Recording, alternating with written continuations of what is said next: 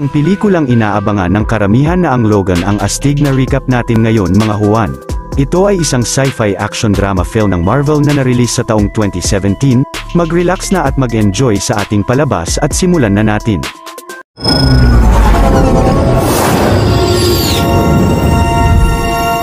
Sa taong 2029, ang tumanda na si Logan o si Wolverine ay napansin na kinukuha ng mga magnanakaw ang gulong ng limousine niya kaya't napalabas siya ng kotse. Pinagsabihan niya ng mahinahon ang mga ito ngunit binaril siya ng isa na kinabagsak niya. Pinilit na bumangon ni Logan subalit agad na pinagtulungan na siyang bugbugin ng buong grupo ng mga magnanakaw. Dito na siya labis na nagalit sa mga ito at buong lakas na kinalaban ang bawat miyembro ng mga magnanakaw gamit ang kanyang mga adamantium claw. Hanggang sa napabagsak na niya ang karamihan sa kanila at ang iba ay agad na umalis na sa lugar. Bumilis ang pagtanda ni Logan sa panahon na ito dahil humina na ang regenerative power niya mula sa mga nakaraang taon. Pagkatapos ay gamit ang birth name niyang James Howlett ay nagpatuloy siya sa kanyang trabaho bilang private hire driver gamit ang kanyang limousine sa syudad ng El Paso, Texas. Sa sunod na araw nang nag-pick up si Logan ng mga pasahero sa isang sementeryo ay biglang tinawag siya ng babaeng si Gabriela sa pangalang Wolverine upang humingi sa kanya ng tulong ngunit inis na tinanggihan niya siya. Maya-maya ang lalaking si Donald Pierce ay nakita si Logan na pumunta sa isang ospital upang bayaran ng palihim ang isang doktor kapalit ng mga gamot. Pagbalik niya sa sasakyan ay pumasok rin ang lalaki rito. Nahanap raw ni Pierce si Logan mula sa balitang pagpatay sa grupo ng mga kalalakihan sa Texas na tila inatake ng mabangis na tigre. Pero sa paligid ay may nagkalat na mga pyesa ng gulong mula sa isang limousine. Tinanong ng bida kung anong kailangan ni Pierce sa kanya at sumagot ito na nais lang niyang tawagan niya sila pag nakaharap niya uli si Gabriela dahil may kinuha siyang importanteng bagay sa kanila. Pagkatapos ay binigay ng lalaki kay Logan ang calling card niya at siya pala ay Chief Security ng Alkali Transigen Corp. Sa sunod na eksena ay umuwi na si Logan sa border ng Mexico at Texas sa isang abandonadong planta kung saan kasama niyang manirahan ang mutant tracker na si Caliban at ang ngayong may Alzheimer's disease na si Professor X o si Charles Xavier. Sinabihan naman siya ni Caliban na nakaraan lang ay may kinakausap na ibang tao si Charles gamit ang telepath ability niya pero hindi ito pinaniwalaan ni Logan. Nang papunta na si Logan sa tangke kung nasaan si Charles ay labis na nasaktan si Caliban sa sinag ng araw dahil sa pagkakaroon ng albino skin. Pagpasok niya sa silid ay mag-i-inject na siya ng gamot sa matanda ngunit agad na pinigilan siya nito. Subalit dito na siya nagsimula na atakihin ang kanyang psychic seizure at nagawang pahintuin na kumilos sina Logan at si Caliban na nasa kabilang silid ng may matinding pressure ng psychic blast. Pero ang bida ay pinilit na lumapit sa matanda upang ma-inject sa kanya ang gamot at tumigil na ang seizure nito. Hiniga ni Logan si Charles sa kama niya at dahil bumalik na sa normal na estado ang kanyang pag-iisip ay nasabi niya kay Logan na may mga bagong mutants na kailangan nilang tulungan. Pero hindi rin niya ito pinaniwalaan dahil 25 years nang walang napapanganak na bagong mutants sa panahon nila. Dahil sa inis ni Charles ay naalala niyang noon ay tinanggap nila si Logan sa kanilang eskwelahan at binigyan ng pamilya. Ngunit nasabi niyang wala na silang lahat ngayon dahil sa pag-atake ng kanyang seizure nakaraan kaya't napilitan siyang panatiliin ang matanda sa malaking tangke na iyon. Maliit na pabor lang mga Juan, kung mahilig kayo sa mga ganitong Tagalog recap ay huwag niyong kalimutan na mag-subscribe sa channel natin dahil marami pa tayong upload na mga exciting na recap katulad nito. Sa sunod na araw ay nakita ni Caliban sa pantalon ni Logan ang isang adamantium bullet na sa tingin niya ay plano niyang magpakamatay gamit yun pero inis na tinanggi ito ng bida. Kinagabihan ay bumalik na si Logan sa kanyang trabaho bilang limousine driver. Nang pumunta siya sa isang motel upang mag-pick up ng susunod na pasahero ay nakita niyang ito pala ay si Gabriela na pinilit pa rin na tulungan sila ni Logan dahil may mga masasamang tao na humahabol sa kanya at sa anak niyang si Laura. Pero dahil sa paglalaro ng bata ng bola roon ay nakabasag siya ng bintana na labis na kinagalit ng may-ari, pinigilan ito ni Gabriela ngunit bigla siyang bumagsak. Dinala ni Logan ang babae sa silid nito at nalaman niyang nabaril pala siya nakaraan ng mga tauhan ng Alkali pero nagawa niyang makatakas sa kanila. Dati raw siyang nurse sa laboratorio na ito pero ngayon ay plano nila siyang patayin at kunin sa kanya si Laura. Binigyan ni Gabriela si Logan ng $20,000 upang dalhin sila sa address na nasa Sobre sa North Dakota kung saan bibigyan pa siya ng 30,000. Inis na tumanggi pa rin si Logan rito pero pinilit siya ng babae na kailangan na nila siyang dalhin sa border ng 2 araw mula sa araw na iyon dahil yun lang ang tsansa nila na makatawid roon. Kinaumagahan ay sinabihan ni Logan si Charles na hindi muna siya makakauwi ng ilang araw. Pero pagbalik niya ay may dala na siyang sapat na pera upang makabili sila ng yate at makalipat sa isang isla kung saan mapayapa silang maninirahan. Subalit maya-maya pagbalik niya sa motel ay nakita niyang wala ng buhay si Gabriela at wala roon si Laura pero naisipan niyang kunin ang cellphone ng babae sa drawer. Dismayado na bumalik si Logan sa lugar nila ngunit si Caliban ay napansin ang isang bag sa kanyang trunk na hindi niya pagmamay-ari. Hindi nagtagal ay dumating roon si Donald Pierce sakay ng kanyang kotse. Tinanong niya kay Logan kung nasaan ang batang si Laura pero hindi niya ito alam. Hanggang sa biglang binato ang lalaki ng bakal na tubo ng batang babae. Hinihintay na pala siya roon ni Charles dahil pinag-usapan na nila ni Gabriela ang tungkol sa kanya. Si Logan naman ay sinabihan si Caliban na dalhin sa malayong parte ng lugar nila ang walang malay na si Pierce at patayin. Ilang saglit ay pinakain si Laura ng matanda sa bahay nila pero nang titingnan ni Logan ang bag niya ay agad na kinuha ito ng bata sa kanya. Sinabihan siya ni Charles na si Laura ay hindi anak ni Gabriela at isa siyang mutant na katulad nila ngunit hindi ito pinaniwalaan ng bida. Samantala si Caliban nang nailayo na si Pierce ng lugar ay nakita niyang biglang nagising ito at tinutukan siya ng baril habang papunta na rin roon ang mga kasamahan niya. Maya-maya nang napansin ni Logan na papunta na sa kanila ang reverse o ang hukbo ng mga mercenary ng Transigen ay agad na nilabas niya si Charles paalis ng lugar at iniwanan sa loob si Laura. Ngunit kahit pa nagmadali silang umalis roon sakay ng limousine ay agad na napaligiran na sila ng mga kalaban. Si Logan naman ay galit na lumabas ng sasakyan at tinanong kay Pierce kung nasaan si Caliban at sumagot ang lalaki na iniwanan niya itong patay sa lugar kung saan siya iiwanan nito. Mas lalong kinagalit ito ni Logan at inatake niya ang lalaki ngunit madali siyang napabagsak ng mga tauhan niya. Pagkatapos ay inutusan ni Pierce ang ilang mercenary na hanapin sa loob si Laura at agad na nakita nila roon ang bata. Pero maya-maya paglabas ni Laura ay hinagis niya ang ulo ng isang mercenary sa harap ng mga kalaban. Agad na inatake niya ang iba pang mercenary roon gamit ang kanyang adamantium claws sa mga kamay at mabilis na tumakbo palayo. Hinabol ng mga tauhan ni Pierce sa loob ng bahay ni Logan ang batang si Laura pero magaling na pinabagsak niya ang mga ito isa-isa ng sobrang dali. Ngunit paglabas niya ay nakuha siya ng isang mercenary at inatake siya ni Pierce ng hook sa dibdib. Pero agad na kinalaban ang mga ito ng Wolverine at hinagis ang isa kina Pierce. Si Laura naman ay ginamit ang mga claw niya sa paa at mabilis na pinabagsak ang ilan sa mga kalaban na mercenary sa paligid.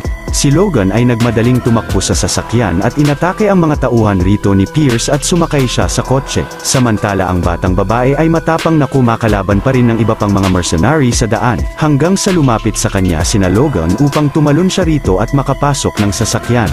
Pagkatapos ay mabilis na nag-drive si Logan paalis ng lugar subalit hindi nila magawang makalampas sa malaking fence nila. Agad na pinatakbo niya ng paatras ang limousine kahit papatuloy na hinahabol sila ng mga kalaban. Pero kalaunan ay nagawa nilang makalabas sa kabilang exit ng lugar. Ngunit dito na sila inatake ng mga mercenary ni Pierce sa loob ng kotse pero agad na kinalaban ang lahat ng mga ito ni Laura.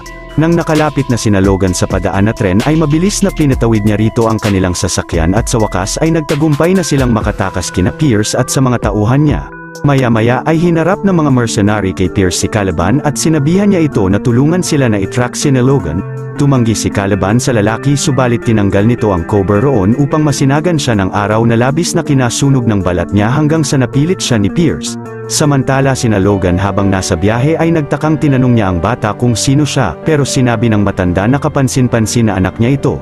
Sa sunod na eksena ay pinanood nila ni Charles ang recorded video ni Gabriela sa kanyang cellphone na sinasabing isa siyang nurse sa Mexico branch ng Transigen. Dito ay iligal na lumikha ang laboratorio ng mga batang mutants mula sa mga genetic DNA ng iba't ibang mutants at sa mga babaeng Mexican na hindi na makita. Plano ng Transigen na lumikha ng mga makapangyarihang sundalo mula sa mga bata pero ayaw ng mga ito na makipaglaban. Kalaunan ay napagdesisyonan ng laboratorio na i-shutdown na ang programa at patulugin ang lahat ng mga batang mutants dahil nagtagumpay silang makalikha ng clone ng isang mutant na susunod sa lahat ng utos nila dahil wala itong kaluluwa. Pero nagawang makapagpatakas ni Gabriela ng ilan sa mga batang mutants at plano niyang dalhin sila sa North Dakota na isang lugar para sa mga mutants na tinatawag na ang Eden. Pagkatapos ay nagsabi pa ang babae ng mensahe para kay Logan na si Laura ay hindi niya anak pero ito ay anak niya at kailangan niyang dalhin siya sa ligtas na lugar. Sa sunod na araw ay pumunta sila sa isang casino at nag-check-in sa hotel roon. Habang nanonood sina Charles ng pelikula sa kwarto nila ay nakita ni Logan sa bag ni Laura ang isang comic book ng X-Men at ang mga files ng Transigen. Nalaman niya rito na galing nga sa DNA code niya ang DNA ng batang babae. Inis na sinabihan naman niya si Laura na hindi totoo ang lahat ng mga kwento sa comic book na iyon tungkol sa X-Men at binigay niya rito ang gamot ni Charles upang ipainom mamaya. Ilang saglit ay pinuntahan ni Logan ang isang grupo ng mga kalalakihan at binigay sa kanila ang kotse niya. Pagkatapos ay bumili siya ng panibagong second-hand na sasakyan at uminom siya ng alak sa isang bar. Ngunit dito na niya nalaman na nakuha lang pala ni Gabriela ang coordinates ng address ng Eden sa comic book ng X-Men. Sa sunod na eksena ay bumalik na si Logan sa casino at napansin niyang nasa buong paligid na ang mga miyembro ng Reverse ng Transigen, subalit biglang huminto na kumilos ang lahat ng mga tao sa paligid dahil sa umatake uli ang psychic seizure ni Charles, maging sina Pierce sa kanilang sasakyan ay apektado rin ang seizure ng matanda. Kahit palabis na nahihirapan si Logan sa matinding pressure ng seizure ni Charles ay pinilit niyang pumunta sa kanilang hotel room, buong lakas na pinagsasaksak niya isa-isa ang lahat ng mga kalaban nilang mercenary sa loob ng kwarto nila hanggang sa napabagsak na niya ang mga ito. Pilit na inabot naman ni Lore kay Logan ang gamot ni Charles at agad na ininject niya ito rito.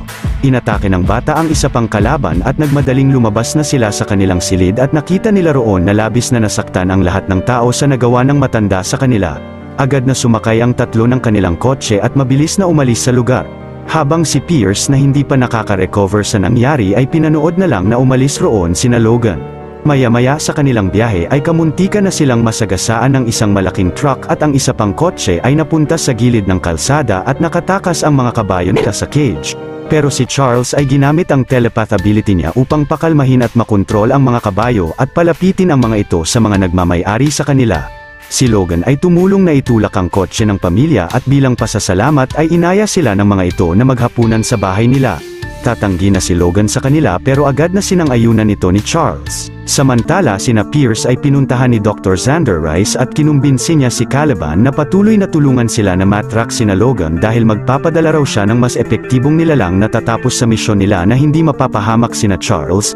Kinagabihan ay kumain na sina Logan sa bahay ng Munson family na kinabibilangan ni Will Munson, ni Catherine at ng anak nila na si Nate. Nagpakilala sina Logan sa kanila na isa silang pamilya na magbabakasyon sa North Dakota. Nang natapos na silang kumain ay magpapaalam na si Logan kina Catherine pero sinabihan sila ng babae na doon na magpagabi. Agad na sinang-ayunan naman uli ito ng matanda. Ngunit maya-maya ay biglang humina ang pressure ng tubig roon dahil sinabotahe raw uli ang water supply nila ng may-ari ng lupa. Planong pumunta ni Will sa water pump na di kalayuan roon at sinabi ni Charles na sasama sa kanya si Logan na mabigat sa kalooban na sinang-ayunan naman niya. Matapos na ihiga ni Logan ang matanda sa kama ay nagsimula na sila ni Will na maglakad papunta sa water pump. Hindi nagtagal ay narating na nila ito at sinarado nilang dalawa ang naglilik na tubo rito. Ngunit agad na pinuntahan sila ng may-ari ng lupa na si Jackson at ng mga tauhan niya. Sinabihan nito sina Will na babarilin niya sila kung hindi sila agad aalis sa lupain niya. Pero ang bida ay mabilis na pinalo kay Jackson ang baril niya at binali. Pagkatapos ay galit na pinaalis niya roon ang mga ito. Subalit sa kasalukuyan na yun si Charles habang natutulog ay biglang sinaksak sa dibdib ni X-24. Mabilis na inatake ito ni Laura ngunit malakas na napatalsik siya nito. Habang bitbit naman si Laura ng kalaban ay napatay rin niya sa daan si Nate. Pagbalik ni na Logan sa bahay ay napatay rin ni X-24 si Catherine at mabilis na sinaksak si Will. Ilang saglit si Logan ay natulala na makasalubong ang clone niya sa daan at agad na pumunta siya kay Charles at nahayaan niya na madala si Laura ng kalaban. Ilang saglit nang sinakay ni Logan si Charles sa kotse ay pumunta roon sina Jackson. Ang mga ito ay nakasalubong rin sa daan si X-24 at inakala nilang siya si Logan kaya't binaril ito ni Jackson ngunit agad na pinugutan siya nito ng ulo. Si Dr. Rice naman ay sinabihan si 24 na huminto na, subalit patuloy pa rin ang mutant clone na nagpatumba ng mga tauhan ni Jackson roon. Samantala si Logan ay nakitang binawian na ng buhay ang matanda mula sa saksak niya sa dibdib. Habang si Caliban na nasa truck ni na Pierce ay nagawang makakuha ng mga granada at pinasabog niya ito sa sasakyan kasama siya.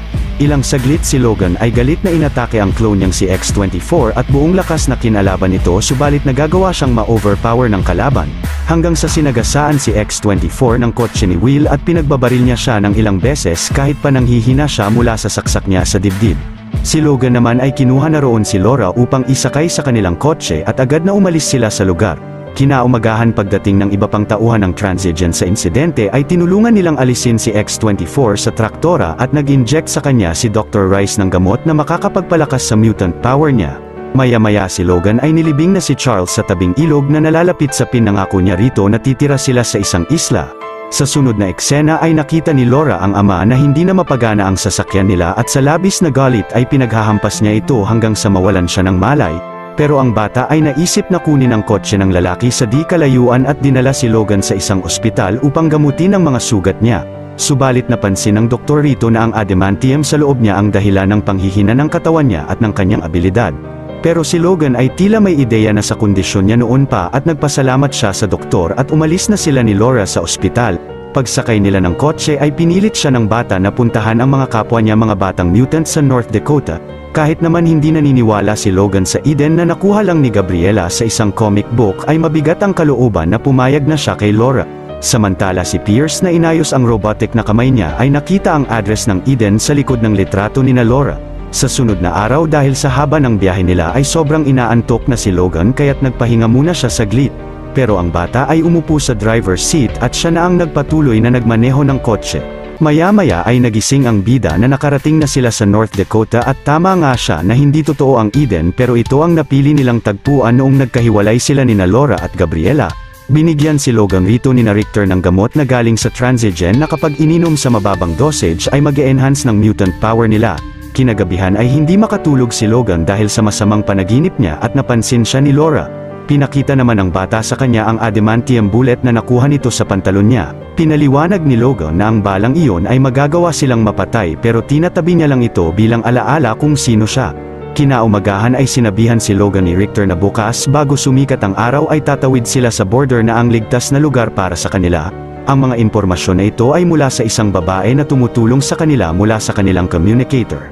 Ilang saglit ay binigay na ni Richter kay Logan ang $30,000 na kabayaran sa kanya pero hindi niya tinanggap ang pera dahil mas kailangan raw nila ito. Pagsapit ng gabi ay sinabi niya kay Laura na hindi siya sasama sa kanila dahil natapos na niya ang trabaho niya na dalhin siya roon at ayaw niyang mapalapit sa mga taong mahalaga sa kanya dahil palagi silang napapahamak na kasama siya. Kahit naman nagalit ang bata sa desisyon ng ama ay mabigat ang kalooban na sumang-ayon siya rito. Sa sunod na umaga pagbangon ni Logan ay nakita niyang iniwanan siya ni Richter ng berdeng gamot na may mensahe na huwag ubusin lahat.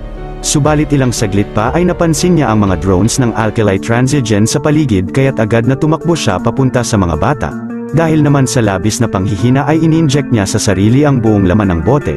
Sa kasalukuyan na iyon ay hinahabol at dinudukot na ng mga miyembro ng reverse ng Alkali Transigen ang karamihan sa mga batang mutants na pilit na tumatakbo papunta sa border. Pero ang ibang bata ay ginamit ang mga mutant power nila upang kalabanin ang ilan sa mga mercenary na humahabol sa kanila at isa na rito si Laura.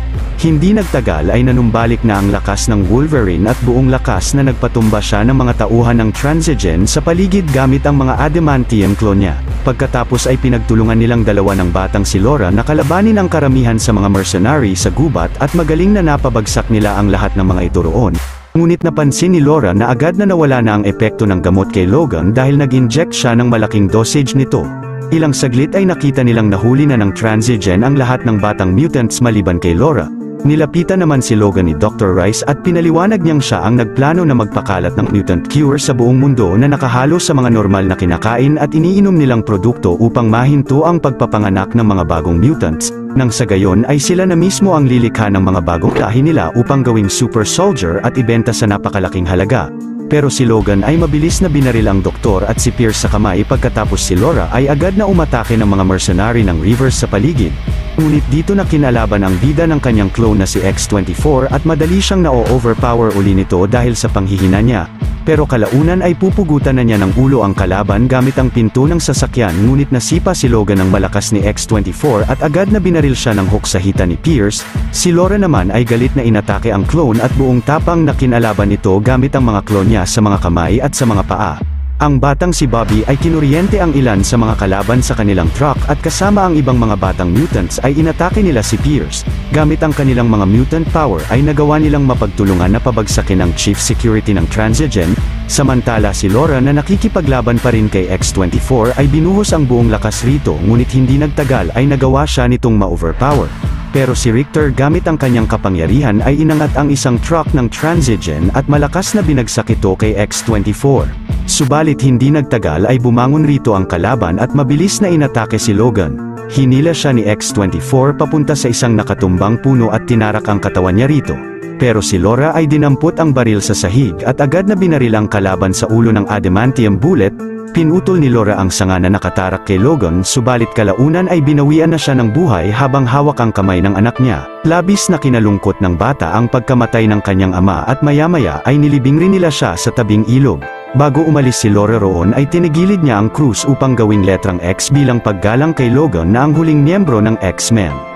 Dito na natatapos ang malupit na istorya ng pelikula. Kung natuwa at nagustuhan nyo ang ating tinampok na pelikula ngayong araw ay maaari nyo rin panoorin ang iba pang mga Tagalog recaps natin sa main page ng ating channel, at syempre huwag nyong kalimutan na mag-like, subscribe at mag-hit ng notification bell dahil marami pa tayong tatampok na exciting na mga pelikula sa mga susunod na linggo. See you on the next one mga Juan.